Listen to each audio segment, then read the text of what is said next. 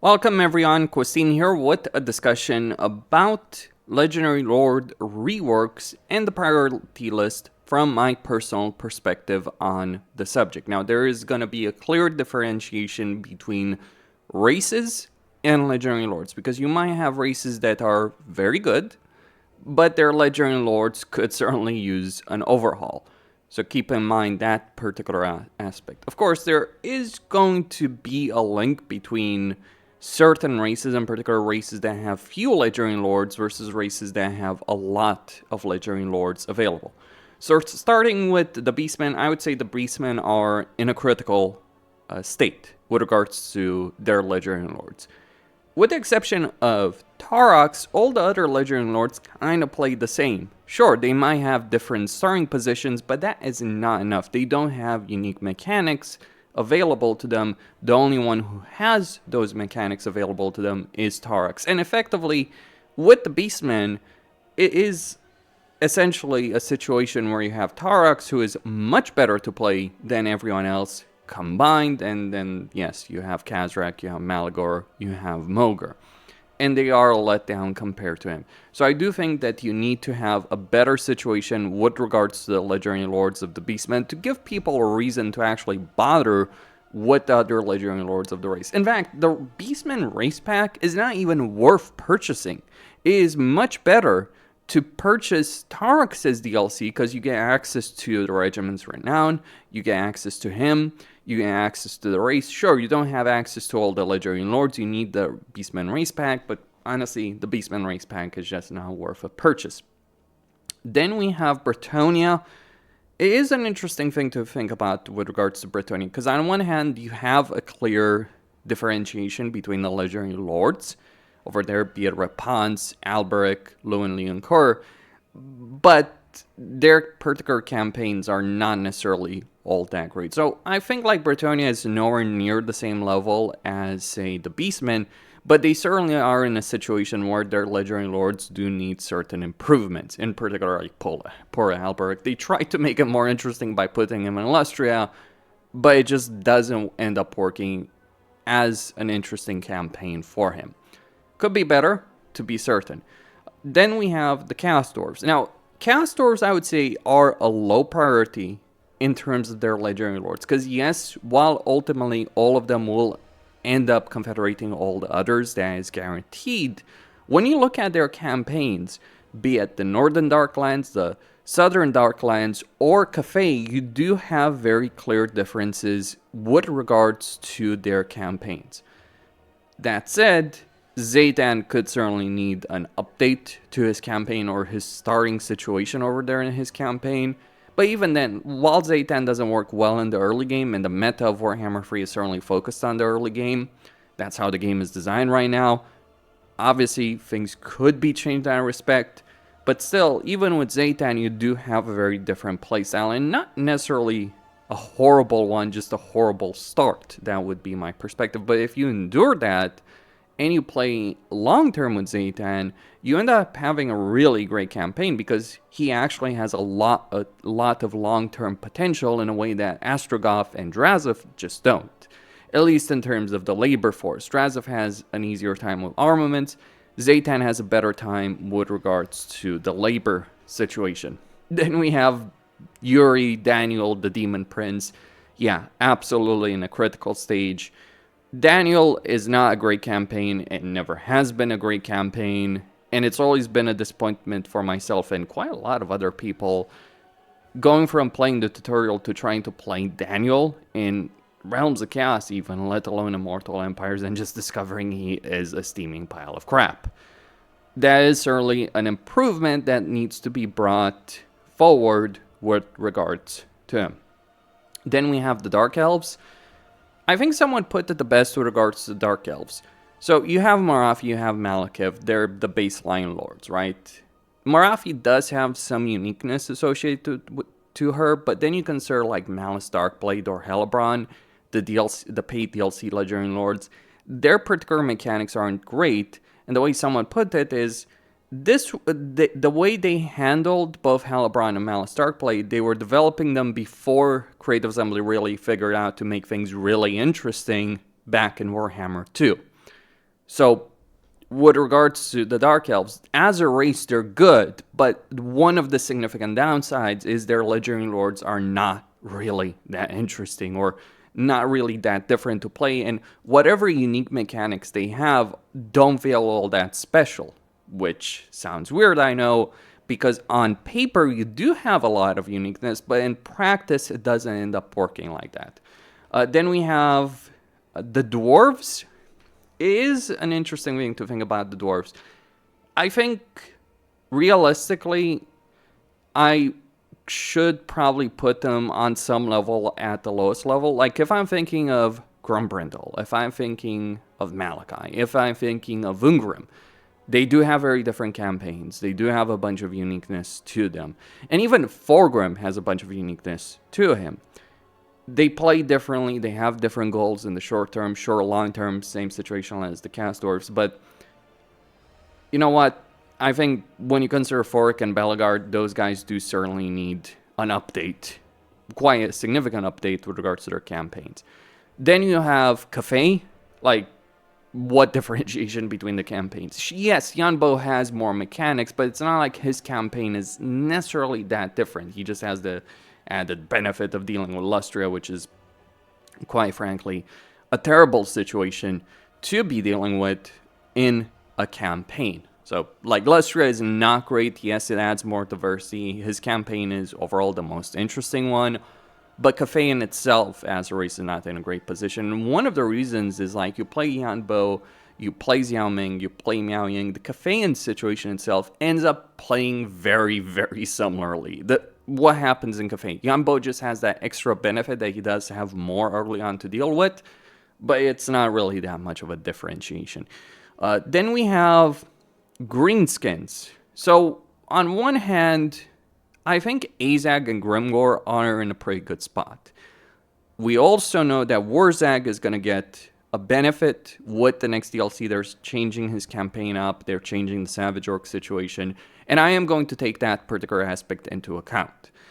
So you do have that differentiation. But Skarsnik, not a great campaign. Grom kind of feels limited. I mean, it's great to deal with an early game conquering Ulfa, and it's certainly a unique situation to have that to deal with. So I think Greenskins end up in a medium place. Like, you have some really good campaigns, you have some mediocre ones. Like, some campaigns absolutely could be improved. We know at least one of them is going to be improved. I am really curious to see what they're going to add to the Greenskins overall. High Elves. Well, I think the issues of High Elf Legendary Lords stem from the issues with the race. So when you look at the Legendary Lords, though, you have a lot of uniqueness, you have a lot of unique mechanics, you have very different playstyles, but because of the design of the race, it's not necessarily in the best possible position. So I think High Elves are kind of in a medium spot. Like, Teclis is quite terrible, to be quite honest.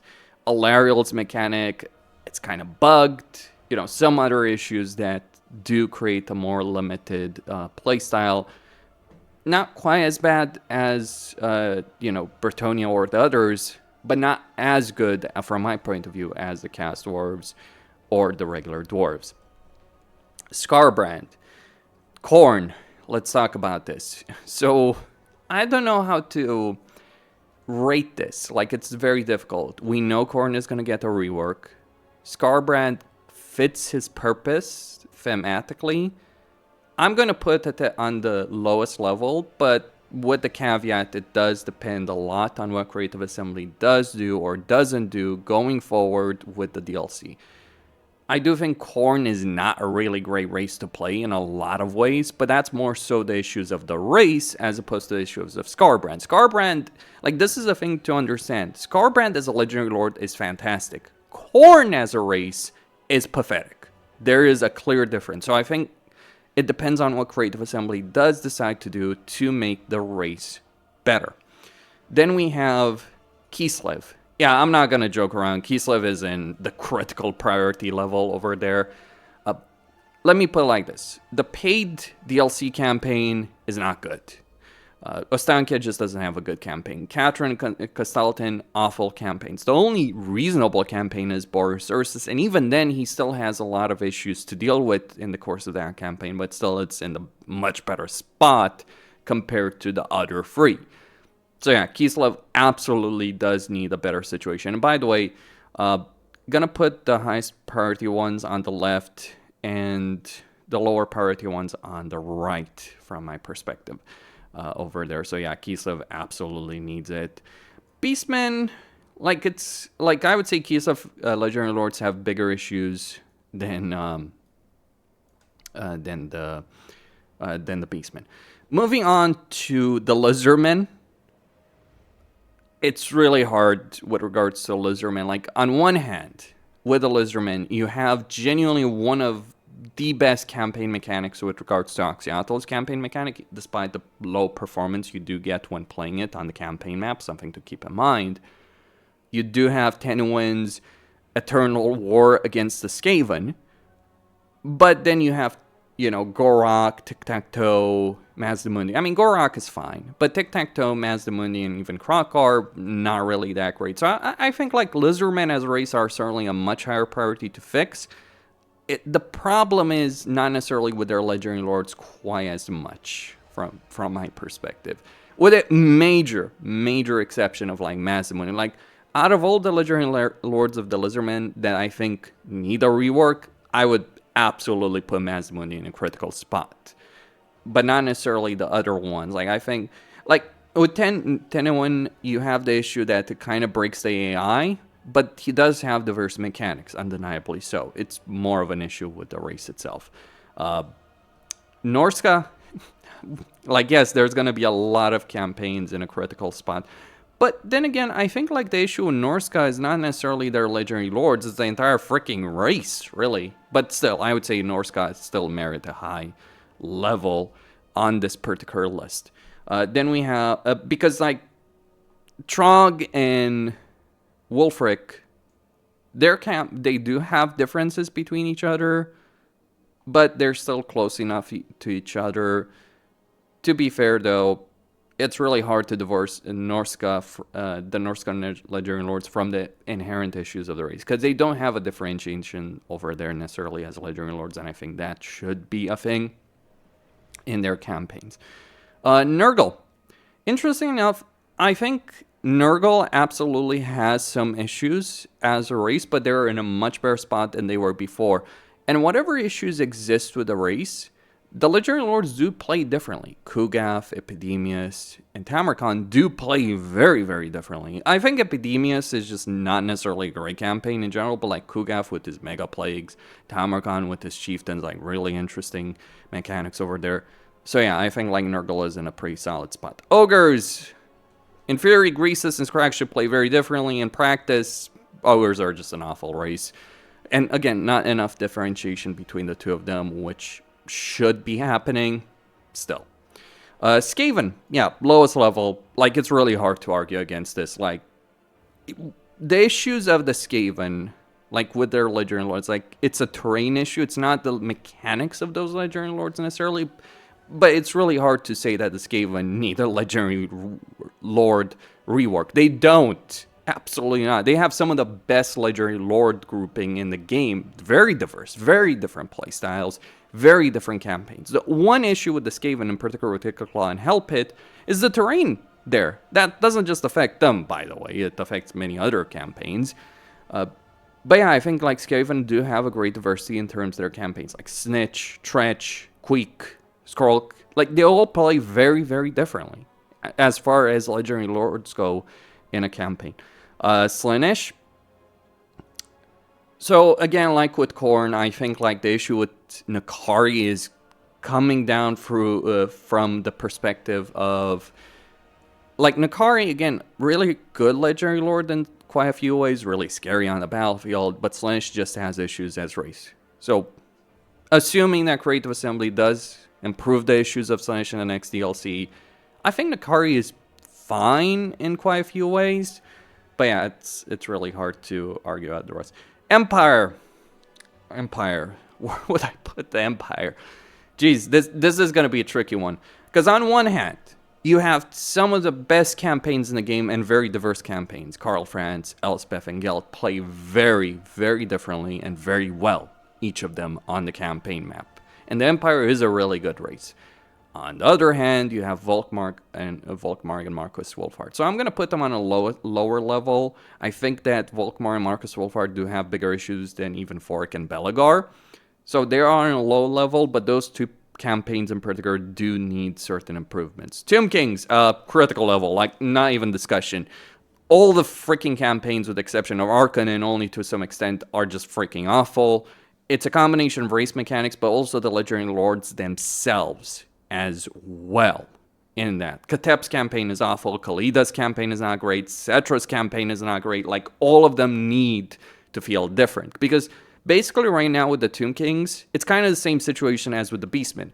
You have Archon, who is much better than everyone else combined, who has more units, more flexibility because the extra armies, so he doesn't have the same shit pile that others do have.